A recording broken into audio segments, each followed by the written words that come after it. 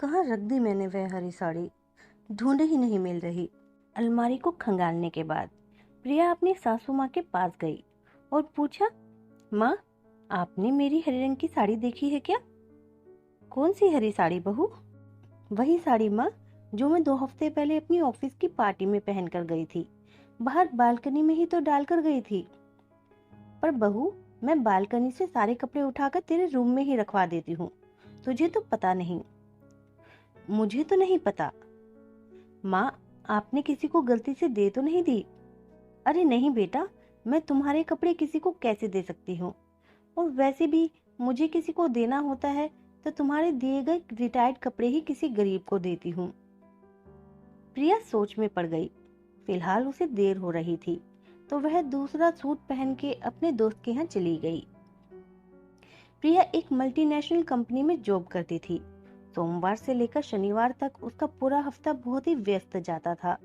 घर की सारी व्यवस्था सासू माँ ही देखती थी। सासू माँ के हेल्पिंग नेचर की प्रिया भी कायल थी और अपने को बहुत खुशकिस्मत समझती थी कि उनकी वजह से ही वह जॉब कर पा रही है। सासू माँ उससे हमेशा कहती, अपने पहने हुए कपड़े बालकनी में फैला दो, जिससे उनमें हवा लग जाएगी, और धुलाई वाले कपड़े लॉन्ड्री बैग में डाल दो। मैं सारे कपड़े व्यवस्थित करके तुम्हारे कमरे में रखवा दूंगी। तो वह अपने रोज के पहने हुए कपड़े बालकनी में डाल जाती थी और धुलने वाले कपड़ों को लॉन्ड्री बैग में। रागिनी की सासू माँ ही सारे कपड़े मेड से धुलवाकर आयरन करवाकर उसके कमरे में रखवा देती थी। इसलिए प्रिया को कभी भी अपने कपड़ों की चिंता ही नहीं हुई। वीकेंड पर ही प्रिया को अपनी अलमारी व्यवस्थित करने का समय मिलता था। कई बार वह भूल भी जाती थी कि कौन सा कपड़ा उसने कब पहना। उसके इस भूलने की आदत की वजह से ही शायद कोई इन बातों का फायदा उठा रहा था। इधर कुछ दिनों से फिर उसको अपना एक सूट नहीं मिल रहा था। सासू माँ से पूछा तो उन्होंने फिर वही रटा रटाया जवाब दिया, मुझे क्या पता बेटा, मैं तो तुम्हारे सारे कपड़े तुम्हारे रूम में ही रखवा देती हूँ। ध्यान से देखना, अपनी अलमारी में वहीं कहीं रखे होंगे। गाहे बगाहे प्रिया के काफी कपड़े गायब हो गए। प्रिया को समझ ही नहीं आ रहा था कि आखिर यह सब क्या हो रहा है। इतवार के दिन प्रिया अपने पति के साथ बैठी बालकनी में चाय पी रही थी कि नीचे से आती हुई उसकी मेड की बेटी बिट्टू दिखाई दी, जो प्रिया की ही हमउम्र है। उसने नीचे से हाथ हिलाकर और मुस्कुराते हुए बोला, अरे प्रिया दीदी, कितने दिन बाद आपको देखा। प्रिया ने भी मुस्कुराकर उसको ऊपर बुलाया। बिट्टू जैसे ही ऊपर आई, प्रिया को बिट्टू का पहना हुआ सूट कुछ जाना पहचाना सा लगा।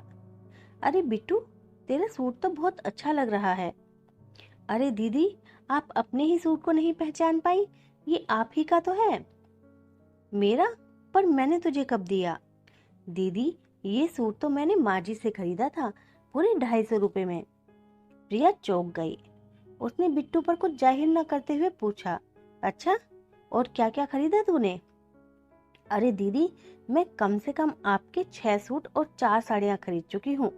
आपकी पसंद बहुत अच्छी है दीदी, और आपके सारे कपड़े बहुत ही अच्छे लगते हैं मुझे।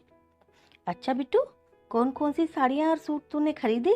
जरा उनकी फोटो अपने फोन में लाकर मुझे दिखाना। वो क्या है ना कि मैं भूल गई कि मैंने कौन कौन से सूट साड़ियाँ निकाल कर दिए थे माँ को। मुस्कुराते हुए प्रिया ने बिट्टू से कहा। मगर मन ही मन उठी हलचल कि माँ जी ऐसा कैसे कर सकती हैं, और अगर ऐसा कर भी रही हैं तो उसका कारण क्या है। उनको तो पैसों की कोई कमी भी नहीं, फिर वह मेरे कपड़े इस तरह से चोरी छुपे क्यों बेच रही हैं। अगले इतवार को बिट्टू ने सारी फोटो लाकर प्रिया को दिखाए। उन फोटो में प्रिया के काफी अच्छे अच्छे सूट और साड़ियाँ थी, और वह हरी शिफॉन की साड़ी भी थी जिसको वह इतनी चाहत से ढूंढ रही थी, और कुछ वह भी कपड़े थे जो उसने किसी गरीब को देने के लिए दिए थे। बिट्टू, ये हरी शिफॉन की साड़ी तूने कितने में ली थी? दीदी, पूरे 500 में। प्रिया को अब माँ पर बहुत गुस्सा आया। वह हरी शिफॉन की साड़ी 5000 की थी, जो मुश्किल से ही उसने 2 बार पहनी होगी। माँ जी ने उसे 500 में सेल कर दी। प्रिया ने यह सारी बात अमित को बताई तो वह भी सुनकर हतप्रभ रह गए कि माँ ऐसा क्यों कर रही है। अमित, माँ ने मेरे अच्छे वाले कपड़े भी इतने कम दामों में बेच दिए, साथ ही जो गरीबों के देने के लिए कपड़े दिए थे माँ ने उन कपड़ों को दान में ना देकर उनसे भी कमाई करी। प्रिया से रहा न गया तो माँ के पास पहुंची और कपड़ों को बेचने की बात ना करते हुए बस इतना कहा, माँ आपको पता है वह हरी साड़ी बिट्टू को पहने देखा मैंने। पहले तो माँ यह बात सुनकर सकपकाई, फिर मेरी नजरों को भांपते हुए धीरे से बोली, हो सकता है गलती से वह साड़ी उसको चली गई हो, और तुम भी तो बहुत लापरवाह हो, तुम्हें भी ध्यान रखना चाहिए अपने कपड़ों का। माँ जी अब से जरूर ध्यान रखूंगी, कड़क आवाज में बोलकर प्रिया वापस आ गई। कुछ दिनों तक सासू माँ की इस हरकत को नोटिस करने के बाद प्रिया को समझ आया कि पैसों की कमी ना होने के बावजूद भी घर बैठे खुद पैसा कमाने की सनक ने सासू माँ में यह आदत डाल दी। यह एक आसान जरिया लगा उन्हें पैसा कमाने का। वह प्रिया के ही नहीं अपने भी कपड़े सेल किया करती थी।